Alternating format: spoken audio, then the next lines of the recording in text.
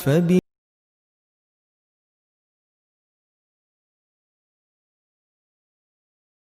أعوذ بالله من الشيطان الرجيم. Bismillahirrahmanirrahim. Bab umuril iman. Bab tentang perkara-perkara yang mampu menguatkan iman. Saya kembalikan dulu kepada pembahasan di pengantar yang masuk kepada bab ini sebelum saya bacakan nanti tentang pembahasan di bab umuril iman ini, baik ayat Qur'annya ataupun hadis Nabi Muhammad SAW yang dirangkum oleh Imam Al-Bukhari dalam pembahasan ini. Jadi Bapak Ibu sekalian, sebelum membahas tentang hal-hal terkait penguatan iman, saya ingin ingatkan kembali tentang dua hal yang sangat penting. Yang pertama tentang kenapa kita mesti beriman. Ini poin yang sangat penting. Saya ulang, kenapa kita mesti beriman. Ya, bukan hanya sekedar fitrah dalam kehidupan, tapi nanti ada 5 hal yang langsung Allah janjikan dalam Al-Quran ketika kita benar-benar menanamkan iman dalam diri kita. Jadi kalau kita mampu beriman dengan benar kepada Allah, maka Allah akan berikan 5 keistimewaan yang tidak akan diberikan selain kepada orang-orang beriman, walaupun mereka hidup dalam kehidupan dunia. Jadi 5 hal ini Allah akan berikan. Yang pertama, ada jaminan langsung Allah berikan kepada orang-orang yang yakin tanpa ragu dengan Allah, yaitu beriman kepada Allah, bahwa ia mendapatkan kabar gembira langsung dari Allah, memiliki setengah bagian dari 2 hal yang dibutuhkan untuk masuk surga. Memiliki setengah bagian atau 1 dari 2 hal yang dibutuhkan untuk masuk surga. Saya sering istilahkan, dia telah mendapatkan dari setengah kunci surga.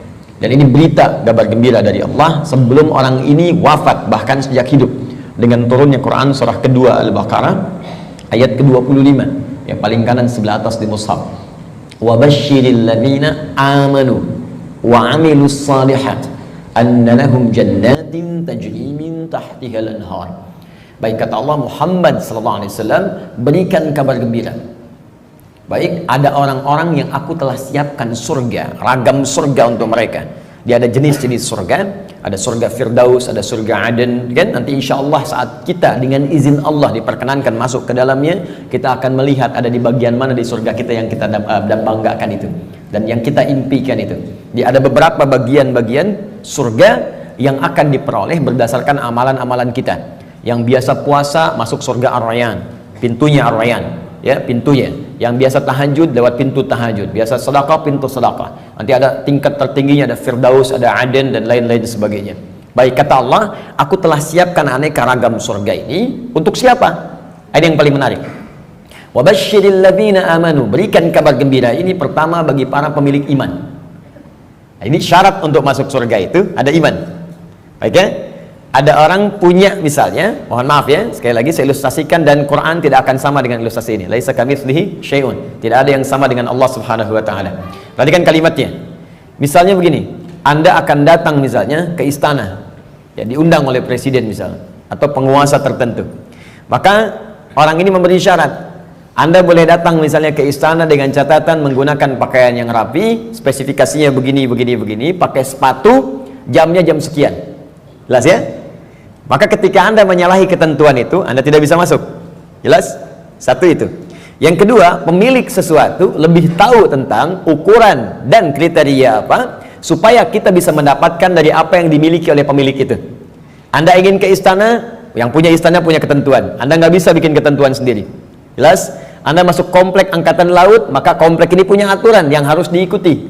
Tidak bisa Anda sendiri bikin aturan. Anda ingin ke surga, yang punya surga itu Allah, maka Allah bikin aturan. Nggak bisa Anda bikin aturan sendiri.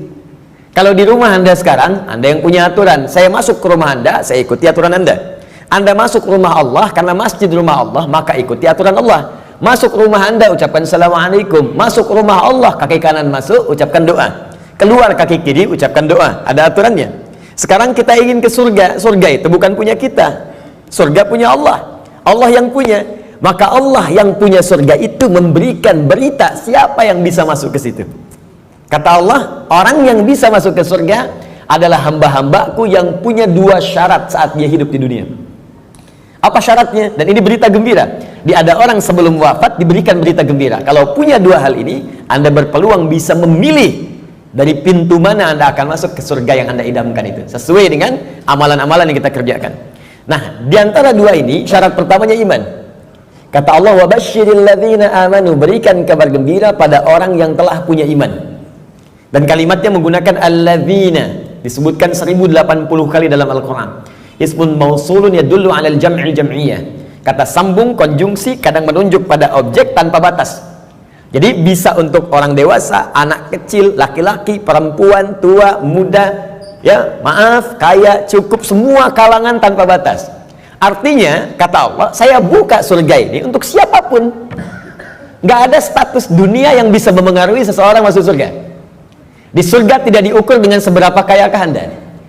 Hati-hati, kalau Anda mendapatkan tingkat kekayaan dan Anda merasa kaya dengan itu, belum bebas Anda, hati-hati, belum bebas Anda dengan persyaratan untuk mendapatkan surga. Belum tentu harta menjadi jaminan untuk masuk surga. Anda punya kedudukan tinggi, setinggi apapun, tapi kedudukan itu tidak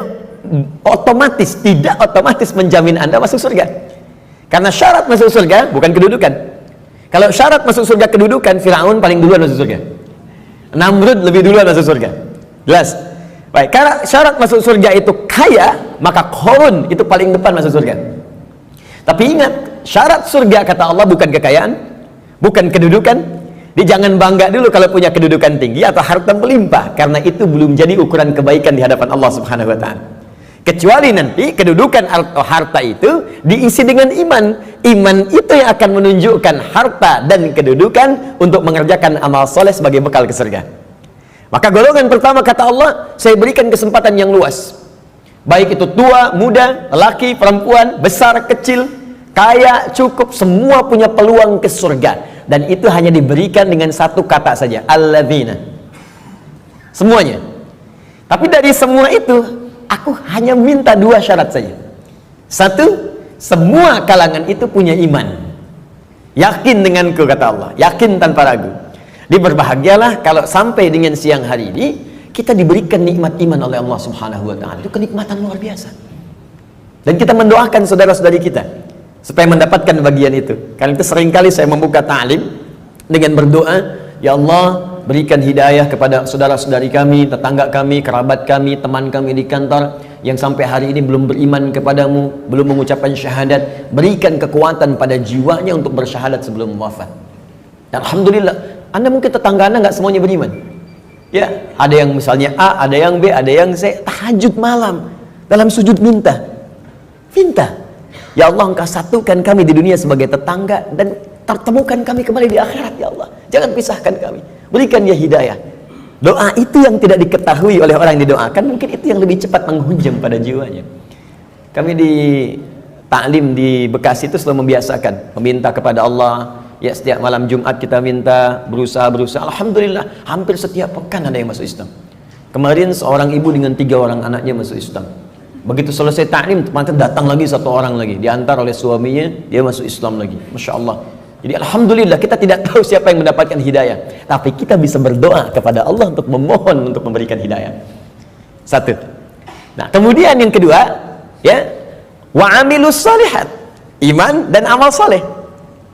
Di syarat surga itu sesungguhnya kalau diucapkan ringan, iman, amal saleh, iman, amal saleh. Tapi kalau dikerjakan itu yang butuh perjuangan. Dan ini gambaran di Quran itu indah, ya. Ini sekaligus isyarat. Wawunya ma'iyah, Pak, Bu. Ma'iyah itu sesuatu yang bersanding, nempel. Ya. Adi wa Ahmad zahaba ila masjid, misalnya Nurul Bahri. Adi wa Ahmad, Adi dan Ahmad, zahaba, keduanya pergi ila masjid Nurul Bahri, ke masjid Nurul Bahri. Adi dan Ahmad kalau menggunakan wa artinya dempet, nggak pisah, bersamaan, wawunya ma'iyah, bareng. Ya, Allah menyampaikan wa basyiril ladzina amanu wa amilus shalihat. Syarat untuk masuk surga itu duanya bersamaan, nggak bisa berdiri salah satu. Ya, satu iman, 2 amal soleh. Nah, kalau kita baca dengan kaidah ilmu nahwu, otomatis keduanya ini akan saling terkait, berkelin dan memengaruhi. Artinya orang yang beriman pasti beramal soleh. Artinya amal soleh itu nggak mungkin muncul kecuali dari iman. Kalau amal semua beramal. Ya, yang belum beriman pun bisa beramal, tapi belum tentu disebut soleh. Ingat, ya, thayyib mungkin non muslim bisa mendapatkan thayyib, Ya, khair mungkin, karena baik itu banyak di Quran. Ada khair, awas, ada thayyib, hati-hati, ada ma'ruf, ada ihsan, ada saleh, 5. Thayyib, kebaikan fisik. Ya, kalau Anda makan yang sehat, yang menyehatkan, yang dibutuhkan, itu thayyib namanya. Itu anjuran di Quran surah kedua ayat 168. Kata Allah, kalau ingin cari makan, tidak semua yang diinginkan mesti dikonsumsi. Cari yang menyehatkan untuk tubuh. Ya ayyuhan nasu kulu mimma fil ardi halalan thayyiba. Hei semua manusia, ini rumus dalam Al-Quran, universal sifatnya. Kalau Anda ingin menyebar di bumi untuk cari makan, silahkan. Kalau sudah dapat dengan cara yang halal, jangan melanggar ketentuan hukum di mana kamu tinggal. Dapat dari situ, berikan yang bermanfaat untuk tubuh. Tidak semua yang diinginkan itu harus dikonsumsi. Yang dibutuhkan itu yang didapatkan. Haus berarti butuh minuman. Yang penting minum. Gak semua yang diinginkan harus kita minum. Alhamdulillah ada air bening, minum ya minum. Jangan menyulitkan diri sendiri pesan sesuatu yang tidak ada. Akhirnya membuang banyak tenaga dan waktu, dan membuang peluang amal baik yang mungkin kita kerjakan seketika. Sudah ada air bening, pengen jusnya, wah Masya Allah buah naga yang dari Hongkong misalnya. nyari, gak ketemu, muter-muter sampai sore. Jam 5 baru dapat. Dari siang sampai jam 5 itu mungkin bisa dipakai apa gitu. Bisa tilawah, bisa baca, bisa berkreasi, macam-macam. Baik, itu thayyib. Karena itu kalau Anda bertanya pada orang Arab, kaifa haluk ya akhi, apa kabar? Dia katakan alhamdulillah ana thayyib, artinya dia sehat, kuat. Yang kedua, ada khair, itu sifat baik, sifatnya. Ya, jadi kadang-kadang kan ada yang fisiknya sehat, tapi kan pikirannya nggak bagus. Ya, tampilan bagus, pakai jas, pakai dasi, luar biasa gitu kan, tapi pencuri juga. Ya, penipu juga gitu. Nah, kalau kita ingin rubah menjadi baik sifatnya, maka rubah kalimatnya menjadi khair. Ya, karena ada Bang Thayyib 2 kali puasa, 2 kali lebaran nggak pulang-pulang, padahal dia sehat kan. Baik. Nah, kalau kita ingin rubah pada sifat, jadikan khair. Quran surah 3 ayat 110. Kuntum khaira ummah. Orang Islam itu pasti sifatnya baik. Kata Allah, kalian umat terbaik. Sifatnya jujur, sabar, tawadu. Jadi kalau ada orang itu jujur, orang Islam itu mesti lebih jujur. Kalau ada orang sabar, orang Islam lebih sabar. Kalau ada orang tawadu, rendah hati, yang muslim itu pasti lebih rendah hati. Cukuplah keislaman kita menjadikan kita baik, punya sifat baik. Ini aneh sebetulnya kalau ada orang Islam nggak baik, itu aneh. Karena semua ajaran di Quran membimbing kita jadi baik, Pak, Bu. Jadi kalau semuka bumi se-Indonesia aja lah muslim, sudahlah, pasti baik. Jadi kalau ada orang Islam berbuat yang tidak baik, pasti ada yang tidak tepat dengan pelajaran keislamannya. Mustahil itu. Ya, mustahil ada orang Islam melakukan bom. Ya, misalnya di tempat-tempat yang tidak dibenarkan. Bom bunuh diri, bom ini, bom itu, tembak orang, bunuh orang, tusuk orang, mustahil. Ya, Quran sih mengatakan orang yang sengaja merencanakan pembunuhan, apalagi kemudian menyebabkan satu orang beriman meninggal, itu sama dengan pesan kapling di neraka jahanam. Buka Quran surah keempat An-Nisa ayat 92 sampai 93. Wa may yaqtul mu'minan muta'ammida fajaza'uhu jahannam. Maka siapapun yang merencanakan pembunuhan, apalagi pada satu orang korbannya orang beriman, maka balasan yang setimpal untuknya neraka jahanam kalau tidak dia bertobat. Ya, wa ghadiballahu alaihi, Allah murka kepadanya, wa la'anahu, melaknatnya, wa a'adda lahu azaban azima, dan dijanjikan di neraka azab yang berlipat lebih daripada orang biasanya, neraka jahanam lagi. Pertanyaan saya, orang beriman mana yang cita-citanya pengen masuk neraka jahanam? Tunjukkan pada saya. Mustahil. Dan bagaimana bisa bertobat kalau saat meledakkan diri itu dia meninggal? Bagaimana bisa tobat? Makanya hati-hati kalau ada ajakan-ajakan tuh lukai orang, tembak orang, bom orang. Saya sering kali sampaikan dulu pertama bom kejadian, mudah-mudahan tidak pernah terjadi lagi di bumi kita Indonesia ini, insya Allah. Ya, Jalan Tamrin tuh meluntuk.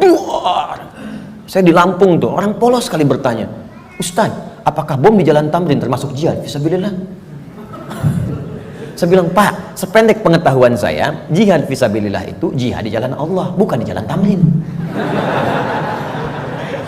Hati-hatilah. Ya. Kita balikan. Jadi satu itu iman. Ya. Nah, kaidahnya adalah kemudian kembalikan. Thayyib, khair. Khair itu baru sifat, jujur itu sifat. Kalau sifat kemudian diaktualisasikan dalam bentuk sikap, maka berubah dari khair jadi ma'ruf namanya. Ma'ruf. Jujur itu sifat, disogok tidak menerima, sikap namanya. Jelas? Jujur itu sifat, diajak korupsi menolak, sikap namanya. Sifatnya khair, sikapnya ma'ruf namanya. Jelas, karena itu khair dengan ma'ruf seringkali disandingkan dalam Al-Quran. Quran surah ketiga Ali Imran ayat 104. Wal takum minkum ummatun yad'una ilal khair wa ya'muruna bil ma'ruf. Hendaklah ada satu komunitas, kata Allah, berhimpun untuk menyebarkan sifat-sifat baik dan saling mengajak pada kebaikan. Bikin komunitas, ingatkan, ayo baca Quran, one day one juz, one day two juz, ya. Ayo bikin komunitas, bangunin tahajud, bikin komunitas ngajak sedekah, bikin komunitas bersih-bersih di jalan, buang sampah. Itu bagian dari iman. Baik ya. Kemudian Bapak Ibu, tapi ingat, untuk ma'ruf ini berbuat baik bukan hanya melekat pada orang Islam saja. Non muslim pun banyak yang baik. Silahkan cek, ada non muslim yang suka nyumbang, ya, bantu bangun jalan, bantu fasilitas, ada fasilitas umum, bantu orang-orang lepas dari kemiskinan, bantu orang-orang kasih obat, ada. Baru sampai ma'ruf. Karena itu disebutkan yang keempat, awas, ada sifat kebaikan khusus yang semua kebaikan itu diniatkan hanya karena Allah. Bantu ini karena Allah, kerjakan ini karena Allah, baik juga, cuma niatnya dikerjakan karena Allah. Pahlawan kita berjuang, Pangeran Diponegoro sampai terakhir Kahar Mudzakkir, ya, yang kemudian diberikan gelar pahlawan. Apa niat sesungguhnya? Kalau Anda buka Riyadhus Shalihin karangan Al-Imam An-Nawawi, ada 1896 hadis di kitab Babul Ikhlas bagian pertama, maka akar pertama kali untuk meniatkan mereka berjuang, pertamanya bukan untuk mendapatkan urusan dunia, tapi litakuna kalimatullahil ulya. Man qatala litakuna kalimatullahil ulya fahuwa fi sabilillah. Niatnya khusus untuk berjihad di jalan Allah Subhanahu wa taala. Berjuang karena Allah, karena Allah, karena Allah. Bantu orang di kemiskinan karena Allah. Bukan karena pekerjaannya, tapi kebaikan itu dikerjakan karena Allah. Dan merasa diawasi oleh Allah Subhanahu wa taala. Maka yang keempat disebut ihsan namanya. Ihsan. Di hadis Muslim nomor hadis yang ke-8, an ta'budallaha ka'annaka tarah fa illam takun tarahu fa innahu yarak. Engkau mengerjakan semua aktivitas yang baik sebagai ibadah karena Allah, seakan-akan diawasi oleh Allah, merasa diawasi walaupun kau tak mampu melihatnya. Itu terjemah yang baiknya. Merasa bekerja karena Allah, makan karena Allah, minum karena Allah, berbuat baik karena Allah, ihsan namanya. Orangnya disebut muhsin.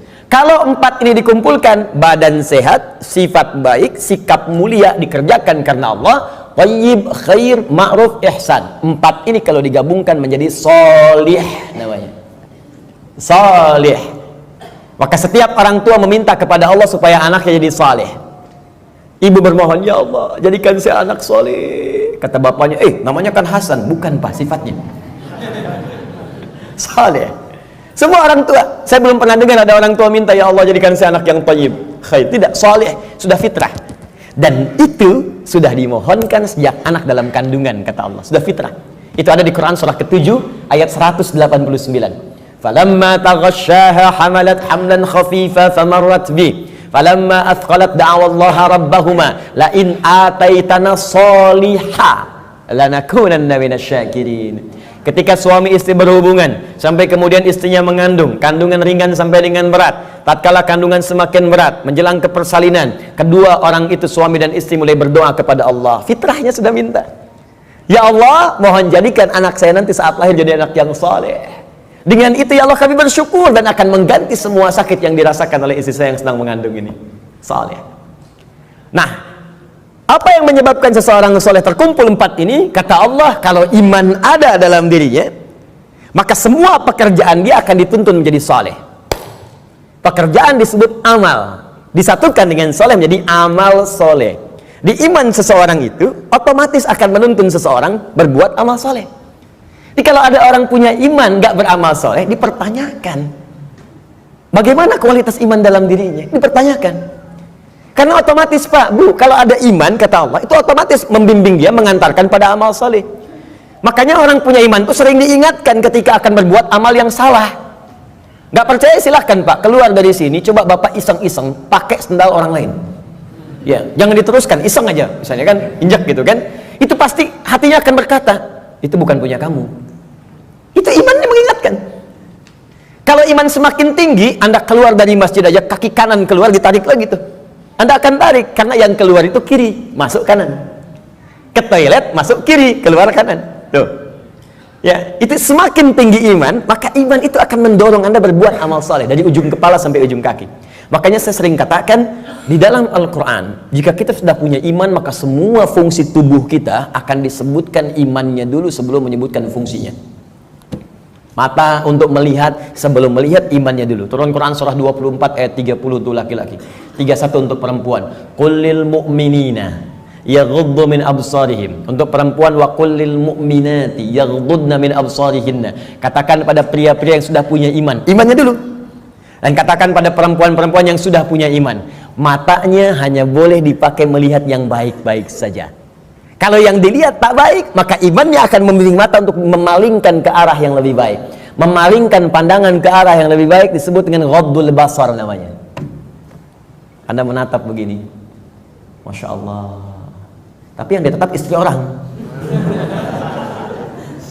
Maka iman berkata jangan teruskan, palingkan, palingkan. Ya. Proyek yang tidak baik gak akan dilihat. Ya, barang yang bukan milik Anda gak akan dilihat. Palingkan, palingkan, palingkan. Gambar-gambar yang tak seronok, palingkan. Jelas ya? Itu iman. Silahkan cek semua fungsi tubuh kita. Itu umumnya sebelum disebutkan imannya dulu. Lisan, Quran surah 49 ayat 11. Itu sebelum disebutkan fungsi lisan, iman dulu. Ya ayyuhalladzina amanu la yaskhar qaumin qaum. Ayat 12-nya, ya ayyuhalladzina amanu la yaghtab ba'dukum ba'dha. Pokoknya setiap tubuh ini mau bergerak, iman dulu, iman dulu, iman dulu. Ingin memberikan isyarat agar iman itu memiliki fungsinya untuk mengerjakan amal soleh. Kenapa diminta beramal soleh? Supaya masuk surga, itu Pak. Dan supaya kita nggak capek, diberikan setengahnya oleh Allah, tinggal setengah lagi. Jadi sebetulnya Allah itu ingin hambanya itu masuk. Cuman karena hikmah kehidupan menjadikan kita mesti berikhtiar, saking baiknya Allah dikasih setengah. Ayo setengah diambil. Bahkan setengah ini diberikan dalam kandungan. Cuman sayang, fa'abawahu yuhawidani au yunasrani au yumajjisani. Lahirnya kan fitrah, ada iman dalam dirinya. Makanya dia mencari Tuhan. Cuman sayang lingkungan yang merubah dia menjauh dari Allah. Ada yang pengaruh ini, ada yang pengaruh itu, lingkungan, karena TV, karena tinggal di tempat tertentu, karena pasangan. Ya, Masya Allah, tega meninggalkan cinta Allah hanya untuk cinta dunia. Tega meninggalkan cinta Allah hanya untuk cinta manusia. Padahal manusia itu mati, Allah selalu hidup. Ya, bayangkan. Ya, mencintai sesuatu yang gak ada itu kan semu sifatnya. Anda mencintai barang, barangnya rusak. Ketika barangnya rusak, bagaimana cintanya bisa bertahan? Cinta manusia tidak abadi. Kalau ingin abadi, bawa dia sampai mendapatkan ridha Allah, sampai ke surga, baru abadi. Tapi kalau Anda mengeluarkan diri Anda dari surga, bagaimana bisa abadi? Ya, aku mencintaimu dengan syarat engkau pindah agama. Begitu pindah, meninggal. Cinta nggak dapat, surga cuma mimpi. Ya, Pak? Jelas ya? Baik, jadi teman-teman sekalian, bagian pertama, ketika Allah meminta kita beriman, sesungguhnya dengan iman itu Allah ingin memberikan garansi kepada kita bahwa Anda hamba yang terlindungi, dengan izin Allah bisa mendapatkan surga jika iman itu kita gunakan untuk menenun amal saleh. Jelas? Kalau amal saja tidak ada iman, maka tidak menjadi saleh. Maka orang yang belum beriman beramal baik, amalnya tidak disebut amal saleh, amal saja, amal khair. Gak pernah disebut saleh dalam istilah Al-Quran. Jelas ya? Nanti ketika dia berbuat baik dibalas di dunia. Cuman karena kaidah surga itu ada iman, dan iman itu nggak ada, maka di akhirat tidak diberikan balasannya. Keadilan Allah menjadikan balasan itu diberikan di dunia. Karena investasi amalan itu bukan untuk akhirat, dunia. Karena niatnya dunia, dikasih dunia. Kalau untuk akhirat, diberikan juga akhirat bagiannya. Turunlah Quran surah ke-25 ayat 23. Nanti kalau ada non-muslim bertanya, di mana keadilan Allah Tuhanmu itu? Jadi kalau ada orang nggak beriman, berbuat baik, nggak masuk surga. Tapi ada orang beriman, salah juga, berpeluang masuk surga. Maka jawab kepada beliau, ya, kaidah surga itu, kaidahnya syarat iman yang pertama kali. Ya, bukan syarat dunia. Maka ingin masuk surga, ada persyaratan. Anda masuk kampus, ada persyaratan. Masuk surga pun ada persyaratan. Anda lulus di satu hal, tapi nggak lulus di yang lainnya, nggak bisa masuk kampus. Anda lulus satu hal, nggak lulus yang lainnya, ya sulit masuk surga. Karena syarat surga beda dengan kampus. Syarat surga yang pertama itu adalah iman. Tapi saking adilnya Allah, kebaikan dia di dunia dibalas oleh Allah dengan cepat saat dia hidup di dunia. Maka turun ayat, wa qadimna ila ma'amilu min amalin faja'alnahu haba'an manthura. Jika ada orang belum beriman berbuat baik, kata Allah, saya akan cepat balas kebaikannya saat di dunia. Cuman karena amalan itu bukan amalan surga, maka saat ke akhirat nanti itu hanya akan jadi debu yang berterbangan yang hanya dia tatap saja. Jelas sampai sini? Dan ini ayat turun Karena pertanyaan Sayyidah Aisyah radhiyallahu taala anha kepada Nabi, "Ya Rasulullah, si fulan orang baik, suka berbagi, cuman nggak beriman sampai saat ini. Bagaimana statusnya?" Turunlah kemudian ayat ini. Jelas? Jadi kalau ada yang bertanya lagi sekarang, katakan, "Anda terlambat, Pak. 15 abad yang lalu sudah ada pertanyaan Sayyidah Aisyah tentang itu." Turun ayat begini, sampaikan dengan sebaik-baiknya dengan cara yang paling lembut. Jelas?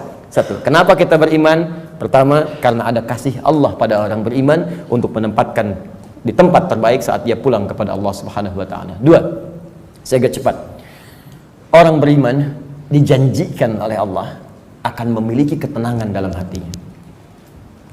Secara singkat, orang beriman itu Allah akan berikan ketenangan pada jiwanya. Tenang gitu, damai hidupnya. Jaminannya ada di Quran surah ke-48 ayat yang keempat. Walladzi anzalas sakinata fi qulubil mu'minin liyazdadu imanan ma'a imanihim. Dialah Allah yang akan menanamkan ketenangan pada jiwa orang-orang beriman supaya dia yakin dengan keimanannya. Nikmat juga beriman. Jadi tambah lagi imannya, tambah lagi imannya. Jadi kata Allah, orang beriman itu pasti tenang. Dan ketenangan itu mahal, Bu. Sulit dicarinya. Ibu silahkan cari harta dengan suami sekaya apapun, sulit membeli ketenangan itu nggak ada. Ada toko yang jual ketenangan? Nggak ada. Dan mahal. Kalau nggak percaya begini, Bu ya, saya berikan pilihan, tapi ibu bapak jangan pilih yang ketiga ya, terutama ibu. Ya, jangan pilih yang ketiga. Kaya tapi gelisah atau miskin tapi tenang. Ayo. Nggak ada pilihan ketiga dan nggak usah maksa. Kaya tapi gelisah atau miskin tapi tenang. Pilih mana? Tuh. Kan? Banyak orang kaya tapi nggak tenang. Ada yang bunuh diri, ada yang tembak diri sendiri, ada yang lompat ke depan rel kereta, ada yang saking kayanya bingung, akhirnya nanam cabai, cuma bikin kangkung, metikin cabai, metikin tomat. Terus Anda ngapain kalau cuma numpukin harta buat metikin tomat? Petani kita nggak kaya-kaya amat bisa metikin tomat juga. Coba lihat, Anda bayangkan. Jadi tidak selalu Bapak Ibu sekalian kekayaan itu bisa berkonotasi seimbang, equal misalnya dengan ketenangan, belum tentu. Tapi iman itu jaminan dari Allah. Orang beriman itu pasti tenang. Ada kedamaian dalam jiwanya. Enak gitu. Bahkan kalau sudah dapat halawatul iman, bukan cuma kedamaian, Allah akan berikan ketenangan dalam kehidupannya dalam bentuk keamanan, aman dari gangguan, tenang, nikmat. Maka diturunkan oleh Allah Quran surah ke-18 ayat 13. Saking tenangnya, tidur di gua aja enak. Bayangkan, gua loh, fasilitasnya tahu sendiri lah. Di gua ya sudah, maaf, cahaya sudah terbatas, hampir tidak ada. Makanan bagaimana mendapatkannya, tempat tidurnya kemudian juga pasti keras. Tapi kok bisa ada yang tidur di gua selama 309 tahun? Saking enaknya tidur, gak ada yang ganggu, Pak. Bu, nikmat. Ya, yang memberikan nikmatnya Allah, miring kanan kiri, matahari diatur oleh Allah, terbit di sini, terbenam di sini, selalu tersinari di dalamnya. Sehat-sehat aja, bangun 309 tahun, Anda bayangkan. Ya, ada orang sekaya-kayanya baru 3 menit udah bangun lagi, pling, telepon muncul. Di pejabat memang bagus, kedudukan tinggi, tapi setiap 3 detik kerja ini, kerja itu. Baru tidur sebentar, bangun lagi, Pak, ada kejadian begini, bangun. Ini 309 tahun tidur cuman di gua. Fasilitas hampir nggak ada, tapi jaminan itu ada. Maka di ayat 13 di surat Al-Kahf, surat gua, ya, nahnu naqussu 'alaika naba'ahum bil haqq innahum fityatun, belum selesai, amanu bi rabbihim wazidnahum huda. Kata Allah, kami akan kisahkan pada Anda tentang kisah yang sebenar-benarnya, tanpa dikurangi, tanpa ditambahkan, sebenarnya hak. Jadi ada sidqun, ada hak. Kalau sidqun, ma yahtamilu sidqa wal kadzib, kadang benar, kadang tidak. Tapi kalau hak pasti benar, nggak bisa ditolak. Matahari terbit di timur, terbenam di barat, hak. Karena itu semua yang hak sumbernya hanya kepada Allah. Al-haqqu mir rabbika fala takunanna minal mumtarin. Al-Baqarah 149. Al-haq. Nah, sekarang kembalikan. Kata Allah, kami akan kisahkan pada Anda kisah yang sebenar-benarnya. Ya, tanpa kamuflase, tanpa rekayasa. Innahum fityatun, kisah tentang para pemuda yang berlindung di gua. Diberikan oleh Allah keamanan, dikejar-kejar, bukan sekedar dipersekusi, bukan sekedar diintimidasi, ya, maaf, bisa dieksekusi. Berlindungnya di gua, tapi nikmat sekali di gua itu, bisa tidur enak, nyaman, makan juga kenyang, langsung diisikan di perutnya, tidur bolak-balik, gak ada yang ganggu. 309 tahun Anda bayangkan, ya? Salatumi'atin wazdada tis'a, 309 tahun. Siapa mereka? Innahum fityatun, sungguh mereka itu para pemuda, tapi bukan pemuda biasa. Ada sesuatu yang melekat pada dirinya. Amanu, yang sangat beriman kepada Allah. Pesan ayat ini, ya, kata para pakar Al-Quran, sesungguhnya ingin memberikan pesan pada generasi mendatang. Jadi ada kaidah di tafsir itu begini, kalau nggak disebutkan siapa orangnya, kapan kejadiannya, maka pesan yang berlaku di ayat itu akan berulang kemudian di masa-masa yang akan datang dengan konteks yang berbeda. Anda sekalipun tinggal di rumah yang sempit, terbatas sifatnya, keadaannya tidak seperti yang lain-lain.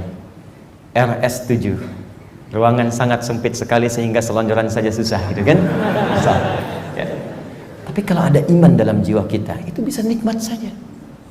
Dibandingkan tinggal di tempat yang mewah luas, tapi iman nggak ada, kegelisahan itu muncul. Jadi orang beriman itu nggak akan disekat oleh dunia. Tinggal di kontrakan nikmat, di rumah yang luas nikmat, jadi kaya nikmat, cukup hidup juga nikmat aja. Ya, pokoknya beriman itu indah, nikmat itu. Jadi kalau kita beriman sampai saat ini dan tidak menikmati kehidupan kita, dipertanyakan ada apa yang salah dengan iman kita. Kata Allah, beriman itu nikmat, tenang hati. Ini kok rumah mewah, mobil banyak gitu kan, ya lihat mendung aja sedikit udah bikin status. Mendung ya, kayak suasana hatiku. Apa yang mau dicari? Ya, coba lihat. Sekali-kali saya tuh jarang berinteraksi dengan media sosial. Cuman kalau udah lihat, saya lihat nih, ada teman-teman official lihat, misalnya, saya suka kadang-kadang suka nggak betah ngelihat ini. Ini orang kenapa hidupnya? Dikit-dikit ngeluh gitu kan? Maunya apa? Ya, belum musim hujan minta hujan, dikasih hujan minta jangan hujan. Maunya apa gitu? Ya, kenapa kita nikmati aja? Iman itu indah, iman, wah masya Allah. Kasih hujan, alhamdulillah, banjir pakai berenang. Jadi solusi. Jadi itu teman-teman sekalian ya. Selanjutnya ada jaminan Allah yang selanjutnya ya. Orang beriman pasti bahagia kata Allah. Dan cenderung sukses. Tidak cukup dengan amin. Nanti kita belajar dulu. Turun Quran surah ke-23 ayat 1. Qad aflahal mu'minun. Qad aflahal mu'minun. Orang beriman itu dijamin oleh Allah. Saya artikan dijamin karena kalimatnya menggunakan qad, harfu tahqiq, huruf jaminan. Qad, harfu tahqiq, huruf jaminan. Qad aflahal mu'minun. Orang beriman pasti menggenggam kebahagiaan dan kesuksesan. Aflah itu dari kata falah. Kalau di bahasa Inggris, di kamus bahasa Inggris itu diartikan success and happiness. Sukses dan bahagia. Ya, digenggam. Kalau digenggam menjadi aflah namanya, aflah. Kata Allah, orang beriman itu pasti menggenggam kesuksesan dan kebahagiaan. Pasti tergenggam dalam diri. Cukuplah dengan beriman akan bahagia. Cukup dengan beriman sukses dalam pekerjaan yang kita kemudian lakukan. Walaupun barangkali level kesuksesan itu dalam pandangan orang bisa beda-beda. Bagi si A, manajer itu bagian kesuksesan hidupnya. Yang lain levelnya direktur, yang lain komisaris. Pokoknya levelnya bisa berbeda, tapi sukses. Silahkan cek semua sahabat Nabi. Di semua bidangnya sukses dan bahagia. Ali bin Abi Thalib dengan pengajar, cita-citanya menjadi pengajar. Dan menikmati itu, walaupun kekayaan secara kekayaannya, ya sifat materinya mungkin terbatas. Tapi beliau merasakan kebahagiaan dan merasakan kesuksesan dengan itu. Abdurrahman bin Auf kaya luar biasa, sampai kapaknya terbuat dari emas. Abdurrahman bin Auf. Dan menikmati itu dan bahagia juga, bahkan terjamin surga. Ada di lisan Nabi. Utsman demikian, Abu Bakar demikian. Anda bayangkan, dari yang pengusaha, diplomat, birokrat, pengajar, dosen, ada semua, perawat, ada semua levelnya. Dan bahagia beriman, padahal sebelumnya jahiliyah. Bayangkan, perusak, kriminal, macam-macam. Tiba-tiba turun iman, diambil iman itu dengan bimbingan Al-Quran dan petunjuk Nabi lewat sunnahnya, dipraktekkan, itu ada bahagia hidupnya. Coba cek. Ini sebetulnya yang bahagia itu ungkapannya sederhana. Bahagia itu sederhana ketika iman tertanam dalam jiwa. Kalau dunia relatif, bahagia itu sederhana, cukup dengan secangkir kopi. Bagi tukang kopi, tukang teh tidak, ya kan? Bagi yang minum teh, yang minum kopi tidak. Nah, jadi teman-teman sekalian, iman. Nah, sekarang maksud saya begini, kita ingin evaluasi, kalau sampai siang hari ini, iman yang sudah Allah tanamkan di jiwa kita belum sampai melahirkan hal-hal tadi. Maaf ya, kalau bicara surga belakangan, karena itu hak prerogatif Allah Subhanahu wa taala. Kita hanya berikhtiar. Apakah iman itu sudah membuat diri kita tenang? Sudah membuat kita bahagia? Apakah iman itu sudah membimbing kita sukses dalam hidup? Dan puncaknya, apakah iman itu sudah membimbing kita beramal soleh? Jangan-jangan beriman masih salah, padahal namanya soleh, kan? Jangan-jangan beriman tapi mesti berbuat maksiat, mata bermaksiat, telinga bermaksiat, lisan bermaksiat. Ada apa yang salah? Apa yang keliru? Maka Al-Imam Al-Bukhari mengumpulkan hadis-hadis Nabi untuk mendapatkan petunjuk dari hadis-hadis itu, bagaimana mengerjakan amalan-amalan yang bisa menguatkan iman sehingga iman kita membimbing kita untuk beramal soleh. Maka muncullah bab ini, bab umuril iman.